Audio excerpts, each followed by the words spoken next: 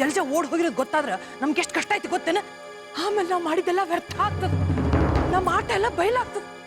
ಆಮೇಲೆ ಪೇಮೆಂಟ್ ಕತಿ ಬೀಗಿದ್ದೀರೇ ಕೂತ್ಕೊಳ್ಳಿ.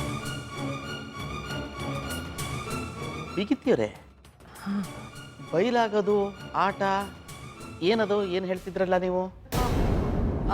ಅಂಕಲ್ ಹಾ ಅದು ಅತ್ತೆಯವ್ರು ಹೇಳ್ತಾ ಇದ್ದಾರೆ, ಇವತ್ತು ಸತ್ಯನಾರಾಯಣ ಪೂಜೆ ಮಾಡ್ತೀವಲ್ಲ. ಹೌದು, ಮಾಡ್ತಾ ಇದ್ದೀವಿ. ಅದೇ ದೇವ್ರ ಮುಂದೆ ಎಲ್ಲ ಸತ್ಯನೂ ಹೇಳ್ಕೊಂಡು ಬಿಡ್ಬೇಕು, ಎಲ್ಲಾರ ಮನಸ್ಸಿನ ಆಟನು ದೇವ್ರ ಮುಂದೆ ಬಯಲಾಗ್ಬಿಡತ್ತೆ ಅಂತ ಅಮ್ಮ ಹೇಳ್ತಾ ಇದ್ದಿದ್ದು. ಎಂಥ ಮಾತು, ಎಂಥ ಮಾತು! ಸುಸಂಸ್ಕೃತರ ಬಾಯಲ್ಲಿ ಮಾತ್ರ ಇಂಥ ಮಾತು ಬರೋದಕ್ಕೆ ಸಾಧ್ಯ. ಈ ರಾಕ್ಷಸಿ ಸಂಸ್ಕಾರ ಎಂಥದ್ದು ಅಂತ ಗೊತ್ತಾದ ತಕ್ಷಣ ನಿಮ್ಮ ಅಂತ್ಯ ಸಂಸ್ಕಾರ ಆಗೋದಂತೂ ಗ್ಯಾರಂಟಿ. ಅದು ಸರಿ, ಅದೇನೋ ವ್ಯರ್ಥವಾಗೋಗುತ್ತೆ ಅಂತ ಇದ್ರಲ್ಲ, ಏನು ಹಾಗಂದ್ರೆ? ಅಂಕಲ್, ಅದು ಅಮ್ಮ ಹೇಳಿದ್ದು ನಾವು ಮಾಡಿದ ಪೂಜೆ ಯಾವುದೂ ವ್ಯರ್ಥ ಆಗಬಾರ್ದು ಅಂತ ಅಲ್ವೇನಮ್ಮ? ಎಂಥ ಉಪದೇಶ, ಎಂಥ ಉಪದೇಶ! ಆದರೆ ಒಂದು ಮಾತು ಹೇಳ್ತೀನಿಮ್ಮ, ನಿಮ್ಮಂಥ ಸದ್ಗೃಹಿಣಿ ಇರೋ ಮನೆಯಲ್ಲಿ ಮಾಡೋ ಯಾವ ಪೂಜೆಯೂ ವ್ಯರ್ಥವಾಗೋದಿಲ್ಲ. ಹೌದು, ಬಾಳೆಹಣ್ಣು ಸಿಪ್ಪೆನೂ ಬಿಡ್ದಂಗೆ ತಿಂದು ಮುಗಿಸ್ತಾಳೆ ಹಿಡಂಬಿ. ಇನ್ನೇನು ತಾನೇ ವ್ಯರ್ಥ ಆಗೋಕ್ಕೆ ಸಾಧ್ಯ?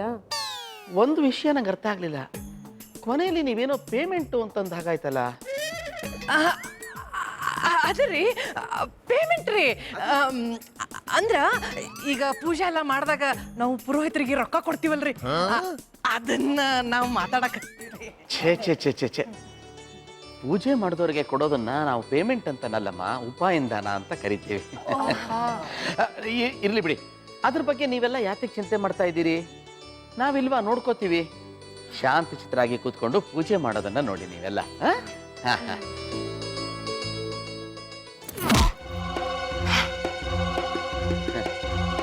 ಮಾಡಿ ಮಾಡಿ ಪೂಜೆ ಮಾಡಿ, ಆಮೇಲೆ ಬರೆ ಹಾಕಿಸ್ಕೊಳ್ಳೋದಿದ್ದೇ ಇದೆ. ಮೈಗಲ್ಲ, ಮನಸ್ಸಿಗೆ. ಅಯ್ಯೋ ಹಾ ನೋಡಿ, ನನಗೆ ನೀವೇನು ಸಬೂಬ್ ಕೊಡಬೇಕಾಗಿಲ್ಲ. ಹೌದು, ತಕ್ಷಣ ಹೊರಟು ಬನ್ನಿ ಅಷ್ಟೇನೆ. Okay fine. ನಾ ಪುಟ್ಟವ್ರಿಗೂ ಕಾಯೋದೇ ಆಯ್ತು. ನಮ್ಮ ಸತ್ಯ ರೆಡಿ ಆಗಿಲ್ವಲ್ಲಪ್ಪ? ಸತ್ಯನಾರಾಯಣ ಪೂಜೆ ಯಾವಾಗ ಮಾಡಬೇಕು ಅಂತ ಇದ್ದೀರಿ ನೀವು? ನಮ್ ಟೆನ್ಷನ್ ನಮ್ಗೆ ಅಂಕಲ್. ಅಲ್ಲಿ ನೋಡಿದ್ರೆ ಜಲಜ ಅಲ್ಲಿ. ಏನದು ಜಲಜ? ಯಾವ ಜಲಜ ಅಂಕಲ್? ಜಲಜ ಅಂತ ಅಂದ್ಯಲ್ಲೋ ನೀನು. ಯಾವಾಗ? ಸತ್ಯ ಅವನು ಜಲಜ ಅಂತ ಅನ್ಲಿಲ್ವಾ? ಕಾಮಿಡಿ ಮಾಡ್ತೀರ. ಅವನು ಜಲಜ ಅಂತಂದ. ಅಂದಿಲ್ಲ. ಹೌದು, ನೀನು ಜಲಜ ಅಂತಂದೆ. ಅಂದೆ. ಅದೇ ಯಾಕಂದೆ? ಯಾಕಂದೆ ಅಂತಂದ್ರೆ ಅಂತೀನಿ. ಏನ? ಅಲ್ಲ, ಅದು ಕಸ ಗುಡ್ಸಕ್ಕೆ ಬೇಕಾಗಿತ್ತು ಜಲಜ, ಅದಕ್ಕೆ. ಕಸ ಗುಡಿಸೋದಕ್ಕೆ ಜಲಜನ್ ಕರಿಬೇಕಾ? ಮತ್ತೆ ನಿನ್ನಂತ ಯೂಸ್ಲೆಸ್ ಫೆಲೋಗ್ ಅದಕ್ಕಿಂತ ಉತ್ತಮವಾದ ಯಾವ್ದೋ ಕೆಲಸ ಇದೆ ಅಂಕಲ್? ಏನೋ? ಏನಿಲ್ಲ ಅಂಕಲ್, ನಾನು ಕಸ ಗುಡಿಸ್ತೀನಿ. ಆದ್ರೆ ಗಂಡಸರು ಕಸ ಗುಡಿಸಿದ್ರೆ ಮನೆಗೆ ಒಳ್ಳೇದಾಗಲ್ಲ ಅಂತ ಶಾಸ್ತ್ರದಲ್ಲಿ ಹೇಳುತ್ತಲ್ಲ ಅಂಕಲ್. ಅದು ದುಡಿಯೋ ಗಂಡಸರಿಗೆ, ನಿನ್ನ ಬಗ್ಗೆ ಅಲ್ಲ. ಸತ್ಯ ನೋಡು, ಯಾವುದೇ ವಿಚಾರಕ್ಕೂ ನೀವು ಗಾಬರಿ ಆಗ್ಬೇಡಿ. ನಾವು ಗಾಬರಿ? ನೋಡು ಸತ್ಯ, ಧೈರ್ಯವಾಗಿರಿ. ಸತ್ಯನಾರಾಯಣ ಪೂಜೆನ ಶಾಂತಚಿತ್ತವಾಗಿ ಮಾಡಿ. ದೇವರು ಎಲ್ಲರಿಗೂ ಒಳ್ಳೆ ಬುದ್ಧಿನೇ ಕೊಡ್ತಾನೆ. ನಿಮಗೆ ಏನ? ನಮಗೆ ಕೊಡ್ತಾನೆ ಸರ್. ಅದ್ ಸರಿ, ಸತ್ಯ ನಿಮ್ ತಂದೆ ಎಲ್ಲಪ್ಪ ಕಾಣಿಸ್ತಾ ಇಲ್ಲ? ಏನ? ಅವರು ಇದು ಗಣಪತಿ, ಇದು ವಿಘ್ನ ವಿನಾಯಕರ ದೇವಸ್ಥಾನಕ್ಕೆ ಹೋಗಿದ್ದಾರೆ. ಹೌದು, ಯಾವುದೇ ಪೂಜೆ ಮಾಡೋದ್ ಮುಂಚೆ ಗಣಪತಿ ಪೂಜೆ ಮಾಡ್ಬೇಕಲ್ವಾ, ಅದಕ್ಕೆ. ಇವನ್ ಹೋದ ತಕ್ಷಣ ಅವ್ರು ಬರ್ತಾರೆ. ಇವನ್ ಹೋಗಕ್ಕೂ ಅವ್ರು ಬರೋಕ್ಕೂ ಏನ್ ಸಂಬಂಧ? ಅಯ್ಯ, ನಾನು ಹೋಗದೆ ಇದ್ರೆ ಅವ್ರ ದೇವರನ್ನೇ ಬರಕ್ಕೆ ಆಗಲ್ಲ. ಯಾಕೆ?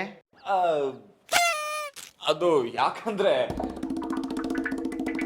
ಅವರು ಧ್ಯಾನದಲ್ಲಿರ್ತಾರಲ್ವಾ, ದೇವಸ್ಥಾನದಲ್ಲಿ ಮೊಬೈಲ್ ಫೋನ್ ಅಲ್ಲಿ ನೋಡಿಲ್ಲ.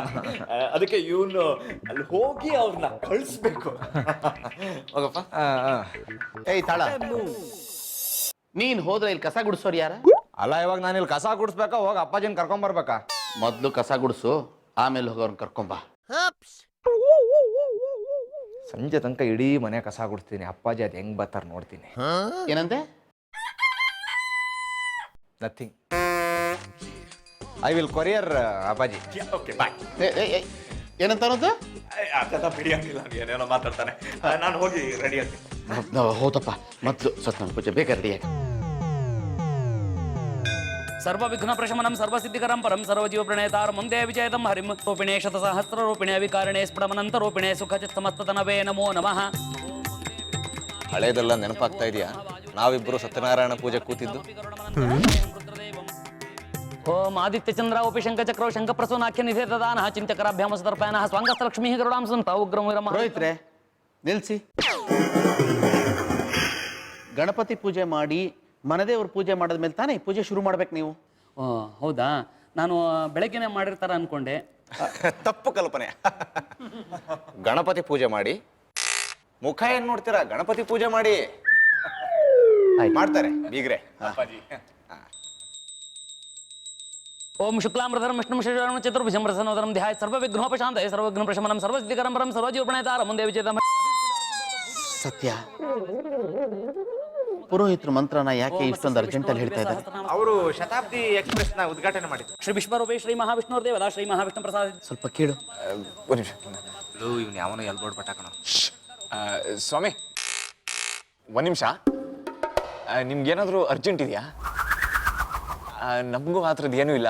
ನಮಗೆ ಕೆಲಸವೇ ಇಲ್ಲ. ಥ್ಯಾಂಕ್ ಯು ಅಪ್ಪಾಜಿ. ನೀವು ಆರಾಮಾಗಿ ಪೂಜೆ ಮಾಡ್ಬೋದು. ಸಂತೋಷ. ನೀವು ಈಗಿನ ಕಾಲದವ್ರ ಥರ ಇಲ್ಲ, ನಿಧಾನವಾಗಿ ಮಾಡ್ತೀವಿ. ಓಂ ಅನಿರ್ದೇಶೋಪ ಶ್ರೀಮಾನಮೇ ಆತ್ಮ ಮಹಾದ್ರಿಕೋ ಮಹೇಶ್ವಾಸೋ ಮಹಿ ಭರ್ತ ಶ್ರೀನಿವಾಸ ತಾಂಗತಿ ಹನಿವೃದ್ಧ ಸದಾನಂದ ಗೋವಿಂದ ಗೋದಾಂಬತಿ ಮರೀಚರ್ದ ಮನೋಹಂಸ ಸುಪರ್ಣ ಭುಜಗೋತ್ತಮ ಹೈರಣ್ಯನಾಭಸ್ವತ ಪಾಪದ್ಮನಾಭ ಮಹಿ ಭರ್ತ ಬೀಗ್ರೆ, ಸದಾನಂದ ಗೋವಿಂದ ಗೋದಾಂಬತಿ ಅವ್ರನ್ನ ಯಾಕೆ ಕರೆಸಿರೋದು? ಸತ್ಯನಾರಾಯಣ ಪೂಜೆ ಮಾಡೋಕೆ. ಹಾಗಲ್ಲ ಬೀಗ್ರೆ, ಅವರು ಮಂತ್ರನ ಯಾಕೆ ಅಷ್ಟೊಂದು ಆತಾತ್ರವಾಗಿ ಹೇಳ್ತಾ ಇದ್ದಾರೆ? ದಶರೂಪಿಣೆ ಶತಸಹಸ್ರ ರೂಪಿಣೆ ಸ್ಪಷ್ಟತೆನೇ ಇಲ್ಲ. ಸ್ಪಷ್ಟವಾಗಿ ಮಂತ್ರ ಹೇಳದೆ ಹೋದ್ಮೇಲೆ ನಾವು ಪೂಜೆ ಮಾಡಿ ಫಲ ಏನ್ ಹೇಳಿ? ಅಲ್ಲ ಬೀಗ್ರೆ, ನೀವು ಇಷ್ಟೊಂದು ಯಾಕೆ ಟೆನ್ಷನ್ ಮಾಡ್ಕೋತಾ ಇದ್ದೀರಾ? ನಾನು ಅವ್ರಿಗೆ ಹೇಳ್ತೀನಿ, ಒಂದ್ ನಿಮಿಷ. ಅರ್ಚಕ್ರೆ, ಸರ್ವಭೂತಾನಾಂ ಇರ್ಲಿ, ಯಾವಾಗ್ಲೂ ನಿಧಾನವಾಗಿ ಪೂಜೆ ಮಾಡ್ತಿದ್ದವರು ಇವತ್ತು ಯಾಕೆ ಇಷ್ಟೊಂದು ಆತುರವಾಗಿ ಪೂಜೆ ಮಾಡ್ತಿದ್ದೀರಾ? ಎಕ್ಸ್ಟ್ರಾ ಪೂಜೆ ಏನಾದರೂ ಒಪ್ಕೊಂಡಿದ್ದೀರೇನು ಆಚೆ? ಇನ್ನೂ ನಿಧಾನವಾಗಿ. ಹೌದು. ನೀವು ಫೋನ್ ಮಾಡಿ ಯಾರಿಗೆ ಬರಲಿಕ್ಕೆ ಹೇಳಿದ್ದು? ಯಾಕೆ ಶ್ರೀಕಾಂತ್ ಶಾಸ್ತ್ರಿ ನೀವು ತಾನೇ? ಶ್ರೀಕಾಂತ್ ಶಾಸ್ತ್ರಿಗಳು ನಾವೇ. ಮತ್ತೆ ನಿಧಾನವಾಗಿ ಪೂಜೆ ಮಾಡಿ. ಬಟ್ ನೀವು ಅನ್ಕೊಂಡಂಗೆ ಪೂಜೆ ಮಾಡಿಸೋರು ಅಂದ್ರೆ ನಮ್ಮ ತಂದೆಯವರು. ಹೌದಾ? ಅವ್ರ ಹೆಸರೇನು? ಅವರು ಶ್ರೀಕಾಂತ್ ಪಂಡಿತ್. ಅದೆಂತ ಅವರಿಗೆ ಒಂದು ಶ್ರೀ ಹೆಚ್ಚು ಉಂಟಲ್ಲ? ಅವರು ಪಾಂಡಿತ್ಯವನ್ನು ಮೆಚ್ಚಿ ಅವ್ರಿಗೆ ಬಿರುದು ಕೊಟ್ಟಿದ್ದಾರೆ. ಯಾರು ಕೊಟ್ಟದ್ದು? ಮಾಜಿ ಮುಖ್ಯಮಂತ್ರಿಗಳು. ಅದಕ್ಕೆ ಅವರು ಮಾಜಿ ಆಗಿದ್ದು. ಬೇರೆ ಎಂತ ಕೊಟ್ಟಿದ್ದಾರೆ ಅವ್ರಿಗೆ? ಕೊಟ್ಟಿದ್ರು. ಮಹಾರಾಜರು ಚಿನ್ನದ ಕಡಗನೆ ಮಾಡಿಸ್ಕೊಟ್ಟಿದ್ರು ನಮ್ಮ ಪಿತಾಮಹರಿಗೆ. ಹಾಗಾದ್ರೆ ಅವ್ರಿಗೆ 3 ಸಲ ಶ್ರೀ ಬಂದು ಆಮೇಲೆ ಕಾಂತ ಪುರೋಹಿತರು ಅಂತ ಬಂದಿರ್ಬೇಕಲ್ಲ? ಅಲ್ಲ, ಶ್ರೀಕಾಂತ್ ಅವಧಾನಿಗಳು. ಅವಧಾನ ಮಾಡ್ತಿದ್ರು ಅನ್ಸುತ್ತೆ. ಅಯ್ಯೋ, ಅವ್ರ ಅವಧಾನನಾರು ಮಾಡ್ಲಿ ಸಾವಧಾನನಾರು ಮಾಡ್ಲಿ, ಈ ನನ್ನ ಮಗ ಅಧ್ವಾನ ಮಾಡ್ದಾಗಿದ್ರೆ ಸಾಕು ಅಲ್ವಾ ಅರ್ಚಕ್ರೆ?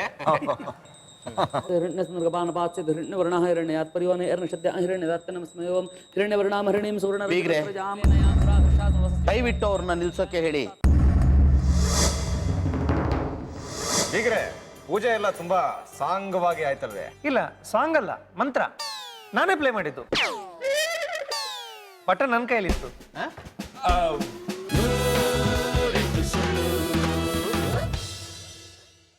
ಬೀಗ್ರೆ, ದಯವಿಟ್ಟು ಅವ್ರನ್ನ ನಿಲ್ಸೋಕೆ ಹೇಳಿ. ನಿಲ್ಸಿಪ್ಪ. ಇನ್ನು ನನ್ನ ಕೈ ತಡ್ಕೊಳಕ್ ಆಗೋದಿಲ್ಲ. ತಡ್ಕೊಳಕ್ ಆಗ್ತಿಲ್ವಂತೆ.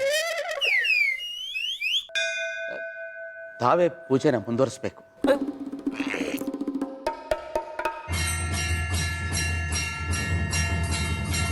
ಮುಂದುವರ್ಸೋಣ.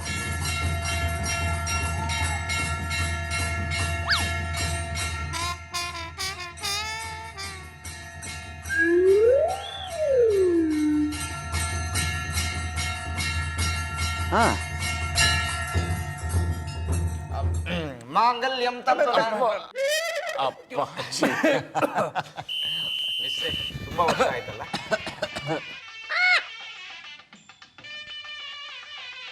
ಓಂ ಗುರು ಬ್ರಹ್ಮ ಗುರುರ್ವಿಷ್ಣು ಗುರುರ್ದೇವೋ ಮಹೇಶ್ವರಃ ಗುರುಃ ಸಾಕ್ಷಾತ್ ಪರಂ ಬ್ರಹ್ಮ ತಸ್ಮೈ ಶ್ರೀ ಗುರವೇ ನಮಃ.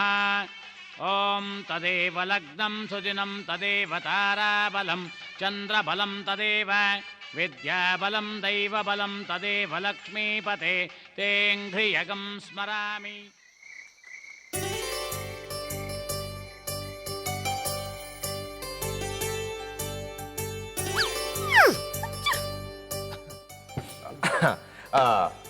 ತುಂಬಾ ಹಸಿವಾಗ್ತಾ ಇದೆ, ಊಟ ಮಾಡ್ಬಿಡೋಣ. ಬೀಗ್ರೆ, ಪೂಜೆ ಎಲ್ಲ ತುಂಬಾ ಸಾಂಗವಾಗಿ ಆಯ್ತಲ್ವೇ? ಇಲ್ಲ, ಸಾಂಗ್ ಅಲ್ಲ, ಮಂತ್ರ. ನಾನೇ ಪ್ಲೇ ಮಾಡಿದ್ದು. ಬಟನ್ ನನ್ನ ಕೈಲಿತ್ತು. ಸರ್, ಅದು ಶರ್ಟ್ ಚೇಂಜ್ ಮಾಡ್ತಾ ಇರುವಾಗ ಬಟನ್ ಕೈಯಲ್ಲಿ ಬಂದ್ಬಿಡ್ತು. ಅದೇ ಹೇಳ್ತಾ ಇರೋದು. ಸರಿ ಸರಿ, ನಿಮ್ಮೆಲ್ರಿಗೂ ಒಂದು ಶಾಕಿಂಗ್ ನ್ಯೂಸ್ ಇದೆ. Shocking news? ಬೇಡ ಸರ್, ಹೇಳ್ಬೇಡಿ. ಟಿವಿ ಅವರು ಅಂತ ಕೇಳಿಬಿಟ್ರೆ ಬೆಳಗ್ಗೆಯಿಂದ ಸಂಜೆ ತನಕ ಅದೇ ಹಾಕಿ ಉಜ್ತಾರೆ. ಸಜ್ಜನ್, ಆ ವಿಚಾರನ ನೀವೆಲ್ಲ ಕೇಳಿದ್ರೆ ನಿಮಗೆ ಊಟ ಮಾಡೋದಕ್ಕೆ ಮನಸ್ಸಿರೋದಿಲ್ಲ.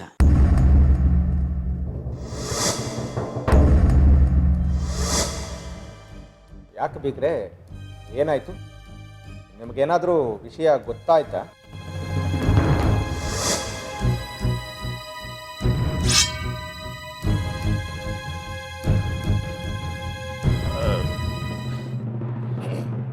ಸರ್, ಸಾರಿ ಸರ್, ತಪ್ಪಾಯ್ತು. ಆದರೆ ಇದಕ್ಕೆ ಕಾರಣ ನಾನೇ. ನೀನು ಯಾಕೆ ನನ್ನನ್ನು ಸರ್ ಅಂತ ಇದೀಯಾ?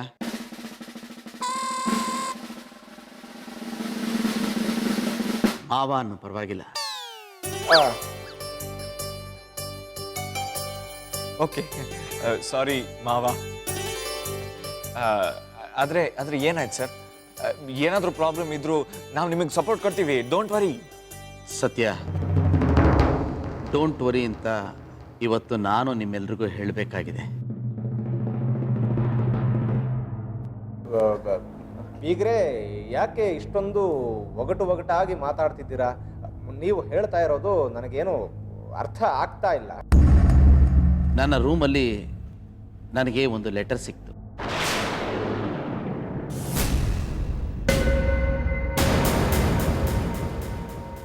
ಆ ಲೆಟರ್ನ ಬರೆದಿರೋದು ಬೇರೆ ಯಾರೂ ಅಲ್ಲ, ನಿಮ್ಮ ಸೊಸೆ ಜಲಜ.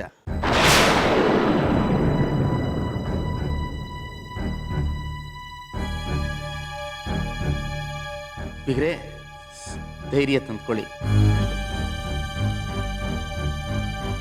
ನಿಮ್ಮ ಸೊಸೆ ಮನೆ ಬಿಟ್ಟು ಹೊರಟೋಗಿದ್ದಾಳೆ. ಜಲಜ, ನನ್ನ ಅರ್ಧಾಂಗಿ.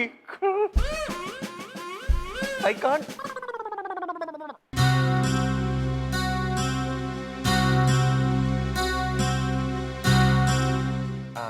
ಅಂಕಲ್, ಅವರು ನಿಮಗೆ ಬರ್ದಿರೋ ಲೆಟರ್ ಇವಾಗ ಎಲ್ಲಿ? ಸತ್ಯ, ಬೇಡಪ್ಪ ಪ್ಲೀಸ್, ನೀನು ಆ ಲೆಟರ್ ಓದೋದು ಬೇಡ. ಸರ್ ಪ್ಲೀಸ್, ಆ ಲೆಟರ್ ನಾನು ಓದಲೇಬೇಕು. ಪ್ಲೀಸ್, ಎಲ್ಲಿಟ್ಟಿದ್ದೀರಾ ಹೇಳ್ಬಿಡಿ ಪ್ಲೀಸ್. ಸತ್ಯ, ಇಷ್ಟಕ್ಕೂ ಅವಳು ಲೆಟರ್ ಬರೆದಿರೋದು ನನಗೆ. ಒಬ್ಬರಿಗೆ ಬರೆದ ಲೆಟರ್ನ ಮತ್ತೊಬ್ಬರು ಓದಬಾರ್ದು, ಅದು ಒಳ್ಳೆ ಕಲ್ಚರ್ ಅಲ್ಲ. ಇಷ್ಟೇ ನಾನು ನಿಮ್ಮ ತಂದೆಯಿಂದ ಕಲ್ತಿರೋದು. ನೀನು ಅಲ್ಲ ಬೀಗ್ರೆ, ಕಾಗದ ಬರೆದಿರೋದು ನಿಮಗೆ, ಆದರೂ ಬರೆದಿರೋದು ನನ್ನ ಸೊಸೆ. ಹಾಗಾಗಿ ನಾವು ಆ ಕಾಗದವನ್ನು ಓದಲೇಬೇಕು. ಯಾಕಂದರೆ ಅದರಲ್ಲಿ ನಮ್ಮ ಬಣ್ಣ ಏನು ಬಯಲಾಗಿದೆಯೋ. ಏನ? ಅಲ್ಲ, ಆ ಕಾಗದದಿಂದ ಅವಳ ಬಣ್ಣ ಬಯಲಾಗುತ್ತೆ. ಬಯಲಾಗಲಿ, ಇಲ್ಲೇ ಆಗಲಿ, ಬಯಲು ದಾರಿ ಆಗಲಿ. ಆ ಲೆಟರ್ನ ನೀವು ಓದಿ ನೀವು ಅಳೋದನ್ನ, ದುಃಖ ಪಡೋದನ್ನ ನನ್ನಿಂದ ನೋಡೋಕ್ಕಾಗೋದಿಲ್ಲ. ನೋ, ನನಗೆ ಸರ್, ನನಗೆ ಅದು 2 ಸರ್ತಿ. I can't control myself, you no.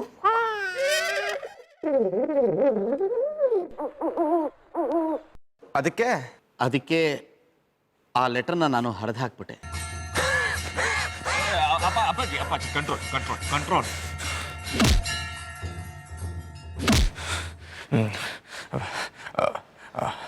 ಆದರೂ ಆ ಕಾಗದದಲ್ಲಿ ಆ ಪಾಪಿ ಏನು ಬರೆದಿದ್ದಾಳೆ ಅಂತ ದಯವಿಟ್ಟು ನೀವೇ ಹೇಳಿ ಬೀಗ್ರೆ. ನಮಗಿಲ್ಲಿ ತಡ್ಕೊಳಕ್ ಆಗ್ತಾ ಇಲ್ಲ. ನಿಮ್ಮ ಕೋಪಕ್ಕೆ ಅರ್ಥ ಇದೆ, ಆದರೆ ನಿಮ್ಮ ಈ ಕೋಪಕ್ಕೆ ಅರ್ಥ ಇಲ್ಲ. ನೋಡಿ, ಇಲ್ಲಿ ಕೇಳಿ. ನಿಮ್ಮ ಮಾತಿನ ಒಳಾರ್ಥ, ಗೂಢಾರ್ಥ, ದ್ವಂದ್ವಾರ್ಥ, ಸಮಭಾವ ಏನೆಂದು ನನಗೆ ಹೇಳ್ತೀನಿ. ಸಮ ಬೀಳ್ತದೆ ಈಗ ನಿಂಗೆ.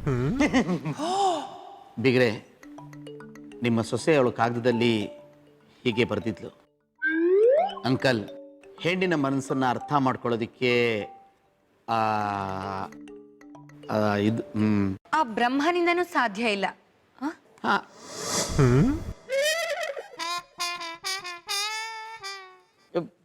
ಬ್ರಹ್ಮನಿಂದನೂ ಸಾಧ್ಯ ಇಲ್ಲ.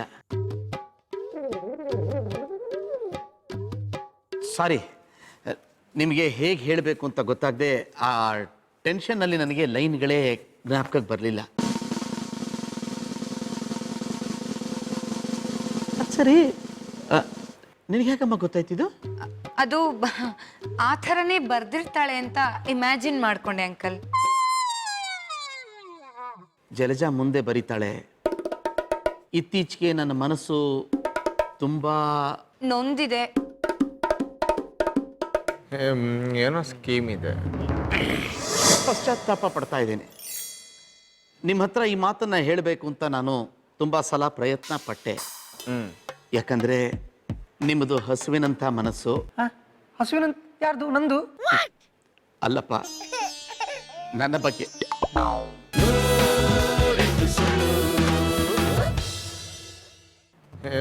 ಏನೋ ಸ್ಕೀಮ್ ಇದೆ.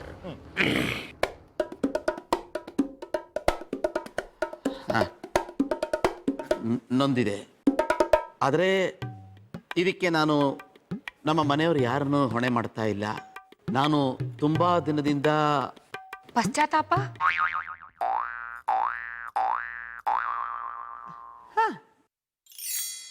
ಪಶ್ಚಾತ್ತಾಪ ಪಡ್ತಾ ಇದ್ದೇನೆ. ನಿಮ್ಮ ಹತ್ರ ಈ ಮಾತನ್ನ ಹೇಳಬೇಕು ಅಂತ ನಾನು ತುಂಬಾ ಸಲ ಪ್ರಯತ್ನ ಪಟ್ಟೆ. ಯಾಕಂದ್ರೆ ನಿಮ್ಮದು ಹಸುವಿನಂಥ ಮನಸ್ಸು. ಹಸುವಿನ ಯಾರ್ದು? ನಂದು ಅಲ್ಲಪ್ಪ, ನನ್ನ ಬಗ್ಗೆ. ಅದಕ್ಕೆ ಈ ಕಾಗದಾನ ನಿಮ್ಮ ಹೆಸರಿಗೆ ಬರೆದಿಟ್ಟು ನಾನು ಮನೆ ಬಿಟ್ಟು ಹೋಗ್ತಾ ಇದ್ದೀನಿ. ನನ್ನ ದುಃಖ ನನಗೆ ಇರಲಿ. ಮನೆಯವ್ರಿಗೆಲ್ಲ ನನ್ನ ನಮಸ್ಕಾರ ತಿಳಿಸಿ. ಇಂತಿ ನಿಮ್ಮ ಪ್ರೀತಿಯ ಜಲಜಾ. ಇನ್ನೇನು ಎಲ್ಲರೂ ಅಳಕ್ ಶುರು ಮಾಡ್ತಾರೆ. ಹೇಗೆ ಸಮಾಧಾನ ಮಾಡೋದವ್ರು?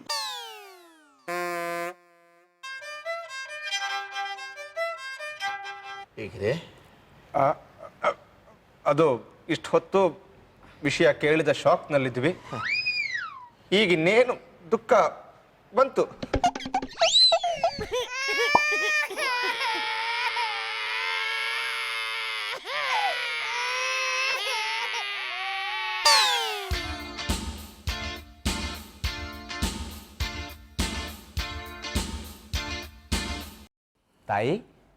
ತಾಯಿ ಒಳಗಡೆ ಇದ್ದಾರೆ. ಅದು ನಮಗೂ ಗೊತ್ತು, ಆದರೆ ನಾವು ಮಾತಾಡ್ಸ್ತಿರೋದು ನಿಮ್ಮನ್ನೇ. ಸ್ವಲ್ಪ ನಮ್ಮ ಕಡೆ ನೋಡಿ. ನೋಡು ನೋಡು. ನಿನ್ನ ಉದ್ದೇಶ ಏನಂತ? ನಮಗೆಲ್ಲ ಇಲ್ಲಿಂದ ಒಂದೇ ಸರ್ತಿ ಪಾರ್ಸಲ್ ಮಾಡ್ಬೇಕಂತ ಏನೋ ಪ್ಲಾನ್ ಮಾಡಿರೋ ಹಾಗಿದೆ.